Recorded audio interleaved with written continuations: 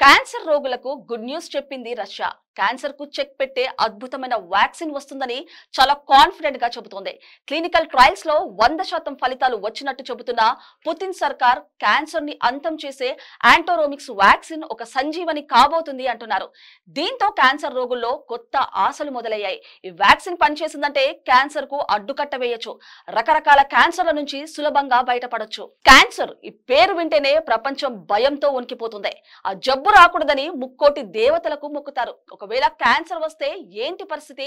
నయం చేసుకోవడం చాలా కష్టమే. కానీ రష్యా వైద్య శాస్త్రవేత్తలు ఇకపై అంత ఆందోళన పడాల్సిన పని లేదంటూ రోగులకు గుడ్ న్యూస్ చెప్పారు. క్యాన్సర్ కు వ్యాక్సిన్ వచ్చేస్తుందని ధీమాగా చెబుతుంది రష్యా. యాంటోరోమిక్స్ అనే పేరుతో అభివృద్ధి చేసిన mRNA వ్యాక్సిన్ క్యాన్సర్ చికిత్సలో కొత్త ఆశల్ని రేకెత్తిస్తుంది.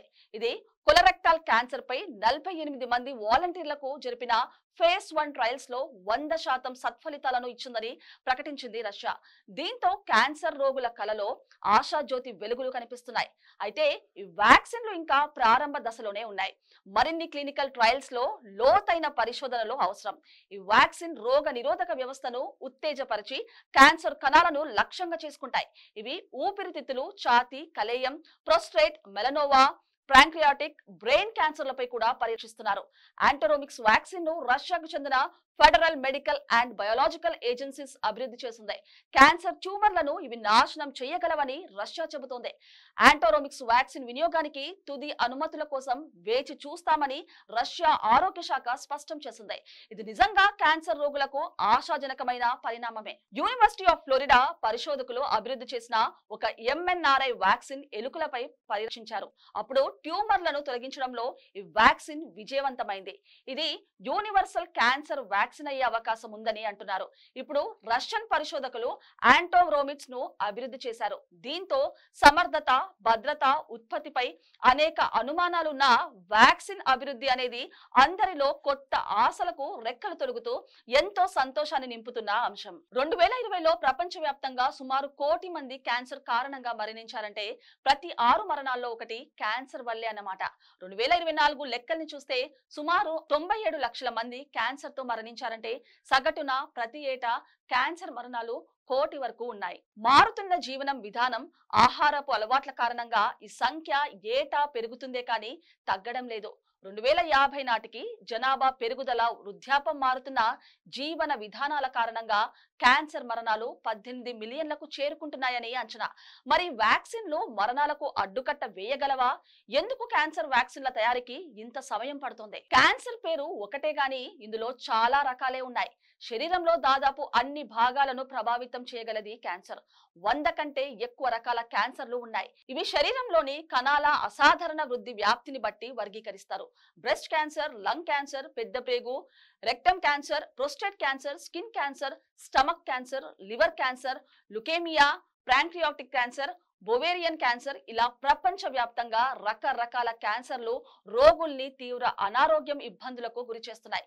ప్రపంచ ఆరోగ్య సంస్థ international agency for research and cancer లెక్కల ప్రకారం 2022లో 36 ప్రధాన క్యాన్సర్ రకాలను 185 దేశాలలో గుర్తించారు. కోవిడ్-19 వ్యాక్సిన్ తయారీకి mRNA పరిజ్ఞానాన్ని వినియోగించింది రష్యా.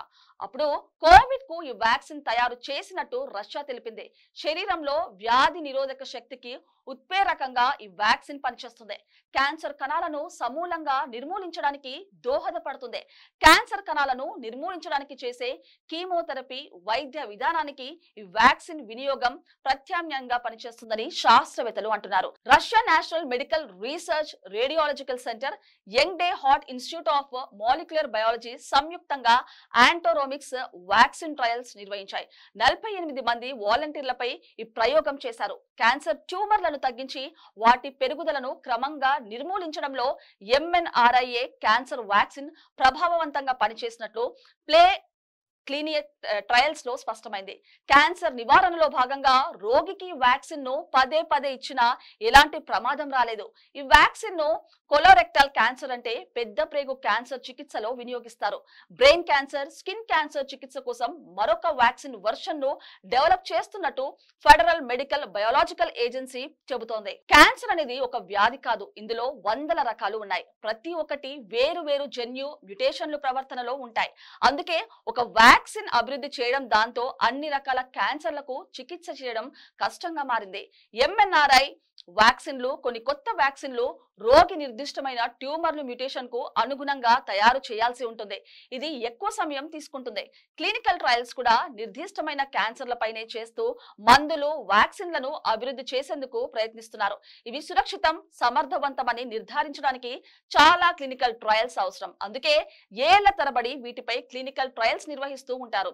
క్యాన్సర్ కణాలు రోగ నిరోధక వ్యవస్థల్ని తప్పించుకుంటాయి. దీనివల్ల క్యాన్సర్ సమర్థవంతంగా పనిచేయలేవన్నది నిపుణులు చెప్పే మాట. పైగా వ్యాక్సిన్ అభివృద్ధికి పెద్ద మొత్తంలో పెట్టుబడి, ఆధునిక సాంకేతిక అవసరం.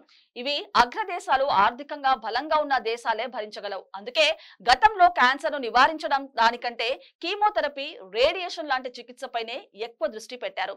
ఇప్పుడు ఎంఆర్ఎన్ఐ సాంకేతిక ఆవిష్కరణలు వ్యాక్సిన్ అభివృద్ధిని వేగవంతం చేశాయి. ఇవి భవిష్యత్తులో మరిన్ని క్యాన్సర్లకు వ్యాక్సిన్లను అభివృద్ధిలో తెచ్చే అవకాశం ఉంది.